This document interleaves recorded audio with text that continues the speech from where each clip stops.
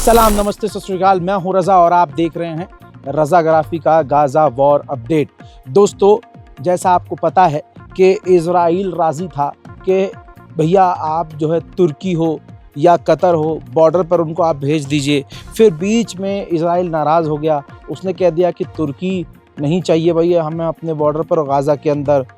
उसने कहा कि भैया ठीक है, आप जो है अगर तैनात करना चाहते हो तो आप कतर या इजिप्ट या कोई और देश की सेना, आप इंडोनेशिया की सेना जो है तैनात कर सकते हैं।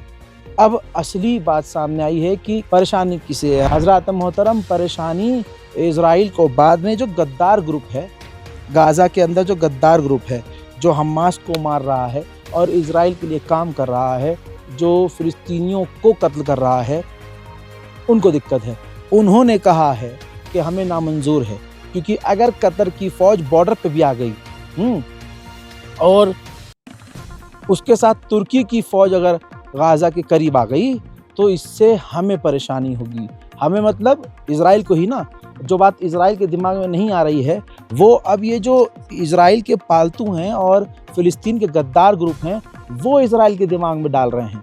इसी वजह से इज़राइल ने अब मना करना शुरू कर दिया है कि तुर्की तो पीछे रहना चाहिए, तुर्की तो आना ही नहीं चाहिए सामने, लेकिन कतर की फ़ौज भी ना आए तो ज़्यादा बेहतर है। हज़रात मोहतरम, वो जो एक एरिया है जिसमें अभी गाज़ा जो है निकल चुका है, जिस इलाके से वो जो येलो लाइन खींची गई है, येलो लाइन के अंदर एक छोटा सा जो गाज़ा बचा हुआ है और उसके बाहर अभी इज़राइल मौजूद है।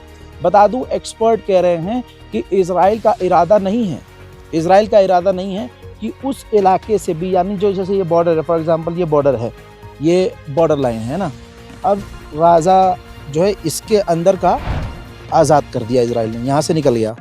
लेकिन इसके ठीक बाहर अब ये पूरा जो इलाका बचा हुआ है, इस पूरे इलाके में, यानी जो गाज़ा का ही ऑब्वियसली, जहाँ जहाँ उसने मिलिट्री पॉइंट बनाए हुए हैं, जहाँ जहाँ फ़ौज तैनात की हुई है, एक्सपर्ट कह रहे हैं कि वो परमानेंट फ़ौज है। इज़राइल का इरादा नहीं है कि वो उस बाहर के इलाके से बाहर निकल जाए, यानी गाज़ा के बाहर के इलाके को जो उसने छोड़ा है एरिया, वो तो छोड़ दिया, वहाँ से इज़राइल निकल गया, लेकिन बाकी का जो गाज़ा का इलाका है वो वहाँ से परमानेंट, वहाँ से कभी नहीं निकलेगा। परमानेंट वहाँ पर अपने चेक पोस्ट बना कर रखेगा और वहाँ मौजूद रहेगा। वहीं इसी के साथ दूसरी खबर है, इज़राइल जिन इलाकों से थोड़ा थोड़ा पीछे हटा हुई है अमेरिका के प्रेशर में, वहाँ से उसने पीछे हटकर अपनी जगह पर उन गद्दार फ़िलिस्तीनी ग्रुप को कंट्रोल दे दिया है जो इज़राइल के लिए काम कर रहे हैं, ताकि इज़राइल वहाँ से चला भी जाए तो इज़राइल को ये सुकून हो कि यार मैं हूँ ना हूँ, लेकिन हमारे पालतू वहाँ पर मौजूद है, हमारे लिए काम कर रहे हैं। गाज़ा में ऐसा कुछ बचा नहीं है जिसे कहा जाए कि भाई ये जगह बच गई है। जो तस्वीरें गाज़ा में मौजूद हैं अभी और जो 2 साल से सामने नहीं आई हैं, अब ऐसी तस्वीरें भी मैं आपको लगातार दिखा रहा हूं जिसमें आप देखेंगे कि गाज़ा के अंदर सब कुछ फना हो चुका है। एक्सक्लूसिव तस्वीरें देखिए।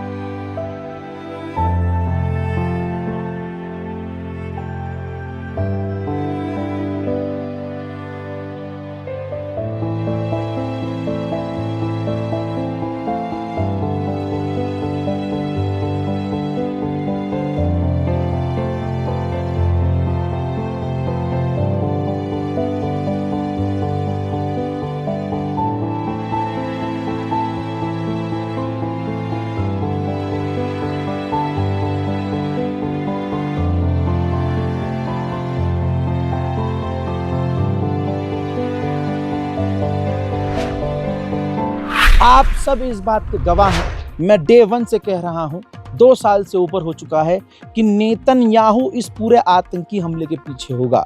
ये जो इजराइल पर हमला हुआ, जिस वक्त ये हमला हुआ और जिस वक्त मैं ये रिपोर्ट कर रहा था, जैसे अभी हमला हुआ है 7 अक्टूबर को और 1 घंटे के बाद मैं आपको अपडेट दे रहा था, तो उस अपडेट को अगर ढूंढ के निकालेंगे तो उसमें मैंने एक लाइन बोली थी कि ऐसा कैसे हो सकता है, ऐसा कैसे हो सकता है कि जिस इलाके में इजराइल की फ़ौज हमेशा तैनात रहती है, वहाँ इजराइलियों का एक बड़ा फंक्शन हो रहा है और अचानक एक दिन वहाँ से इजराइल की फ़ौज गायब हो जाती है। वहाँ कोई सिक्योरिटी नहीं होती, वहाँ कोई सेफ्टी नहीं होती। ऐसा कैसे होता है? अरे जिस इलाके में इजराइल की मर्जी के बिना एक परिंदा घुस नहीं सकता, उस इलाके में हमास के लड़ाके खुल्लम खुल्ला हमला करते हुए घुस गए। जाहिर सी बात है ये नेतन्याहू ने खेल किया है ताकि इजराइल को नुकसान पहुंचे थोड़ा सा और आम लोगों को नुकसान पहुंचे इजराइल के। सारी दुनिया कहे कि हाँ गलती हमास की है और फिर नेतन्याहू को मौका मिले पूरे गाज़ा को तबाह करने का, जो उसने कर दिया। अब कहेंगे भाई नया क्या बता रहे हो? नया ये बता रहा हूँ वो 2 साल पहले वाली बात मेरी सच साबित हो गई है। आपकी स्क्रीन पर सबूत है, रिपोर्ट लीक हुई है, डॉक्यूमेंट लीक हुए हैं भाई, जिस डॉक्यूमेंट के अंदर ये खुलासा हुआ है कि सन 2020 में ही नेतन्याहू ने ही कतर से कहा था कि आप गाज़ा में मौजूद जो हमास है उसको पैसा दीजिए और आप हमास को भी पैसा दीजिए और आप गाज़ा की गवर्नमेंट को भी पैसा दीजिए, गाज़ा को बनाने के लिए पैसा दीजिए। यानी एक इलाके में मौजूद 2 अलग अलग संगठनों को पैसा देने के लिए कतर से इजराइल ने इनकरेज किया ताकि टकराव की स्थिति, यानी एक पार्टी आपकी है इलाके में और उसी सेम इलाके में दूसरी पार्टी मेरी है, आपके पास भी पैसा आएगा, मेरे पास भी पैसा आएगा और देने वाला एक होगा, तो हम उस पैसे का इस्तेमाल एक दूसरे के खिलाफ करेंगे, वहाँ यूनिटी कहाँ आएगी? बहरहाल ये बहुत डीप साजिश थी नेतन्याहू की, ऐसा डॉक्यूमेंट में खुलासा हो रहा है और ये तो यहूदी भी बोलते हैं। ये सारा खेल नेतन्याहू का है। कई रिपोर्ट ऐसी आ चुकी है जिसमें ये कहा गया है कि नेतन्याहू अपनी कुर्सी के लिए सब कुछ कर रहा है। हजरात, बिल्कुल ईरान ने सही कहा था कि इजराइल भरोसे के काबिल नहीं है और उम्मत मुस्लिमा जितने आम मुसलमान हैं जो घरों में बैठकर ये वीडियो देख रहे हैं, एक्सपर्ट होने की ज़रूरत नहीं है, सबको अच्छे से पता था कि इजराइल सीज़ फायर तोड़ेगा, इजराइल हमला करता रहेगा।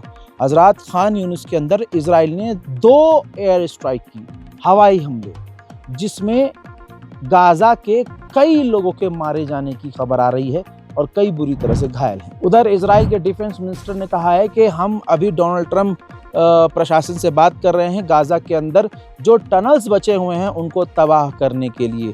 दोस्तों, ये वो वाली बात महसूस हो रही है कि इजराइल अब अमेरिका से, अभी 3 दिन पहले की रिपोर्ट में बताई थी कि अब अमेरिका से ये काम करवाएगा। हो सकता है कि जैसे ईरान पर हमला करवाया था नेतन्याहू ने अमेरिका से कहकर, हो सकता है टनल के बहाने गाज़ा के बचे कुछ इलाकों पर इजराइल अमेरिका से हमला करवाए। उधर इजराइल अमेरिका पर दबाव बना रहा है कि आप हमास को डेडलाइन दीजिए कि आप इस तारीख तक हमारी सारी शर्तें मान लेंगे और तमाम हॉस्टेज को रिहा कर देंगे। वहीं मेरे दोस्तों, अमेरिका जितना गुलामी करता है, जितना पिछवाड़ा चाटता है इजराइल का, इजराइल उतना ही इनके मुंह पर थूकता है। आपको पता है अमेरिकी प्रशासन को ताना मारते हुए इजराइल ने क्या कहा है? इजराइल ने आधिकारिक तौर से कहा है कि लेबनान और गज़ा पर हमला करने के लिए हमें किसी से परमिशन लेने की ज़रूरत नहीं है। और आपको पता है कि ये बात किसके लिए बोली गई है? इजराइल कभी भी किसी से परमिशन नहीं लेता, हाँ अमेरिका से बातचीत करके हमला करता है। अब वो ये भी कह रहा है कि हमें बातचीत करने की और परमिशन लेने की ज़रूरत नहीं है, हम जब चाहेंगे लेबनान और फिलिस्तीन गज़ा पर हमला कर सकेंगे। भाई कोई ना कोई सीडी तो है नेतन्याहू के पास, अमेरिकी प्रशासन की, अमेरिकी टॉप ऑफिशियल्स की कोई ना कोई गंदी सीडी है, क्योंकि अभी 2-4 दिन पहले तक डोनाल्ड ट्रंप नेतन्याहू को लताड़ रहा था और आज तेवर चेंज हो गए हैं। इजराइल ने कहा है चढ़कर, अमेरिका के बयान के खिलाफ जाकर इजराइल ने कहा कि गज़ा की सिक्योरिटी हम खुद देखेंगे, यानी इजराइल देखेगा, और गाज़ा डीमिलिटराइज होगा, जो हमास के आतंकवादी हैं वो हथियार डालेंगे।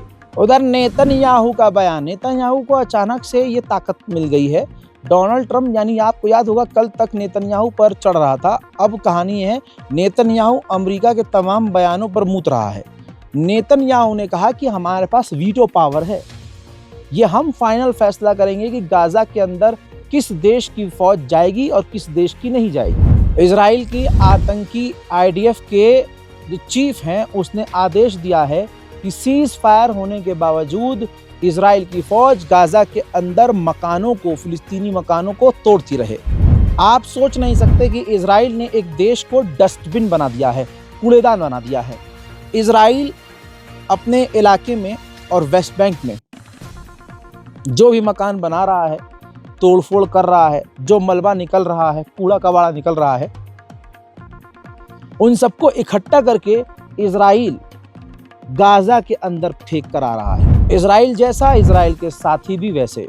जर्मनी की पुलिस एक बार फिर से गंदे तरीके से रिकॉर्ड हुई है, जिसमें वो जर्मन फिलिस्तीनी समर्थक नागरिकों को बुरी तरह से पीट रहे हैं।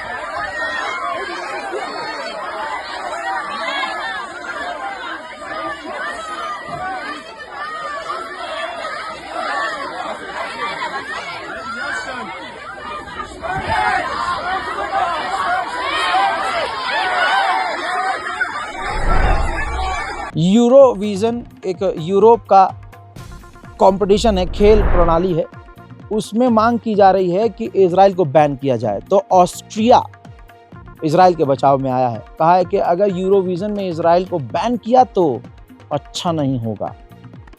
ये वो लोग हैं दोस्तों जो गाजा में इंसानियत के कातिल के साथी हैं। इजराइल किस तरह से इंसानियत को तार तार करता है, हैवानियत की कहानियाँ लिख रहा है, मैं आपको बताता हूँ। तो जो फिलिस्तीनी इजराइल की कैद में, जेल में हैं इजराइल के अंदर, इजराइल उन तक सर्दियों के कपड़े पहुँचने तक नहीं दे रहा है, बैन कर रखा है। सोचिए, ये तो भाई वो टॉर्चर करने का तरीका उसके लिए एक और नया मिल गया ना। उसके दिमाग में, उसके डिक्शनरी में जुल्म के जितने एग्जाम्पल्स हैं, जुल्म के जितने मतलब ऑप्शंस हैं, वो सब के सब अप्लाई करता है फिलिस्तीनियों पर। तो भाई ये जो ठंड आ रही है ख़तरनाक वाली उधर, तो वो ये भी कर रहा है कि कपड़ा लत्ता फिलिस्तीनियों तक जेल में पहुंच नहीं दे रहा ठंड का। सोचिए हाल क्या होगा। मैंने पहले ही कहा था कि सऊदी अरब पर कभी भरोसा नहीं कीजिएगा। सऊदी अरब के अंदर वर्ल्ड टूरिज्म जनरल असेंबली होने वाली है, जिसमें दुनिया के तमाम देश पहुंचेंगे टूरिज्म को प्रमोट करने के लिए। तो मोहतरम हजरात, इस मीटिंग में इजराइल की डेलीगेशन भी जाएगी, इजराइल भी जाएगा और सऊदी अरब ब्लॉक नहीं कर रहा है, वेलकम करेगा। बहरहाल ये फ़िलहाल की इस रिपोर्ट में तमाम बड़ी खबरें हैं। इस वक्त जो मैं गुरेज़, आप गूगल कर लीजिएगा, बड़ा खूबसूरत है गुरेज़।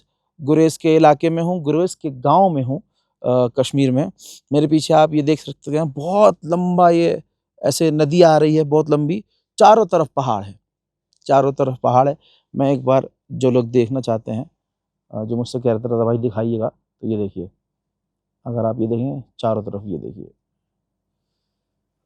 आपको ऊपर पहाड़ पे बर्फ़ नज़र आ रही है, चारों तरफ अगर आप ध्यान देंगे तो चारों तरफ पहाड़ है।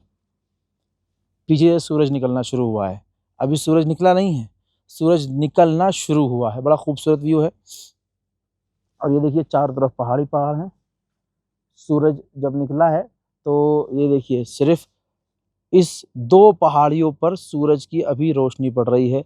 कुछ समय बाद सूरज जो है यहाँ तक आएगा। ठंड इतनी है, हाँ ठंड का भी बता दूँ आपको कि भाई ये आप देख रहे हैं हम कितनी कड़ाके की ठंड में ये पहनते हैं, और ऊपर से जैकेट, और इसके अंदर एक और है।